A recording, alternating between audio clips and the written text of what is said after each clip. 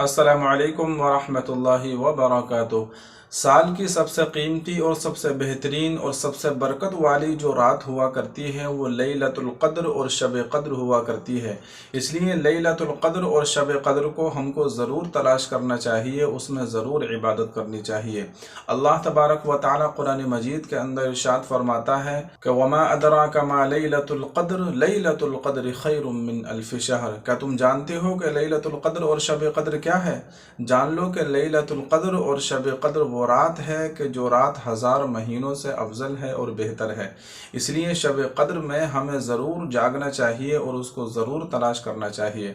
अब शब क़द्र कब हुआ करती है? तो वैसे तो पूरे साल में वो कभी भी आ सकती है, लेकिन अल्लाह के नबी अलैहिस्सलातु वस्सलाम ने रमज़ानुल मुबारक में और रमज़ानुल मुबारक के आखिरी अशरे में और आखिरी अशरे की ताक रातों में उसको तलाश करने की हिदायत दी है। यानी 21, 23, 25, 27 और 29 इन रातों में शब क़द्र को और लैलतुल क़द्र को हमको तलाश करना चाहिए।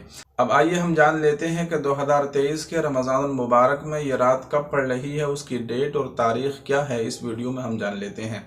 तो पहली रात होगी 12 अप्रैल को। 12 अप्रैल को बुध का दिन होगा और बुध का दिन रोज़ा रखने के बाद जब हम इफ्तार करेंगे और इफ्तार के बाद जब जो रात शुरू होगी तो वो लैलतुल क़द्र और शब क़द्र की हो सकती है। इसी तरीके से दूसरी रात होगी 14 अप्रैल को और 14 अप्रैल को दिन होगा जुमे का। जुमे के दिन रोज़ा रखने के बाद जब हम इफ्तार करेंगे तो इफ्तार के बाद जो रात शुरू होगी वो लैलतुल क़द्र और शब क़द्र की हो सकती है। इसी तरीके से तीसरी रात हो सकती है 16 अप्रैल को। 16 अप्रैल को दिन होगा इतवार का। इतवार का रोज़ा रखने के बाद जब इफ्तार करेंगे और इफ्तार के बाद जो रात शुरू होगी तो वो लैलतुल क़द्र और शब क़द्र की हो सकती है। इसी तरीके से चौथी रात होगी 18 अप्रैल को। 18 अप्रैल को दिन होगा मंगल का। मंगल के दिन रोज़ा रखने के बाद जब हम इफ्तार करेंगे और इफ्तार के बाद जो रात शुरू होगी तो वो लैलतुल क़द्र और शब क़द्र की हो सकती है। इसी तरीके से पाँचवीं और आखिरी रात होगी 20 अप्रैल को। 20 अप्रैल को दिन होगा जुमेरात का।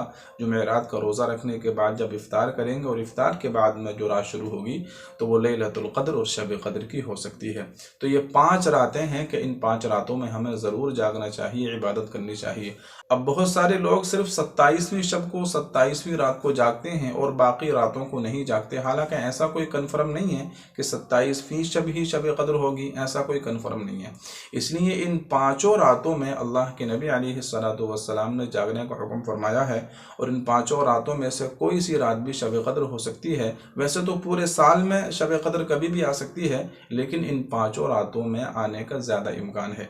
इसलिए हमको चाहिए कि इन 5 रातों में एहतिमाम के साथ जागें, नमाज़ें पढ़ें, इबादत करें, कुरान करीम की तिलावत करें, ज़िक्र व अस्कार करें, तस्बीह पढ़ें और दुरूद शरीफ वगैरह जिस इबादत के अंदर भी हमारा दिल लगे उस इबादत को हम दिल जमी के साथ, तवज्जो के साथ करें और अपने गुनाहों से अल्लाह तबारक व तआला से माफ़ी मांगें और आइंदा के लिए गुनाहों को ना करने का और गुनाहों से बचने का पुख्ता और पक्का इरादा हो तो इंशाअल्लाह अल्लाह तबारक व तआला हमारी दुआ को ज़रूर कबूल फरमाएगा और बहुत बड़ा सवाब हमको अता फरमाएगा।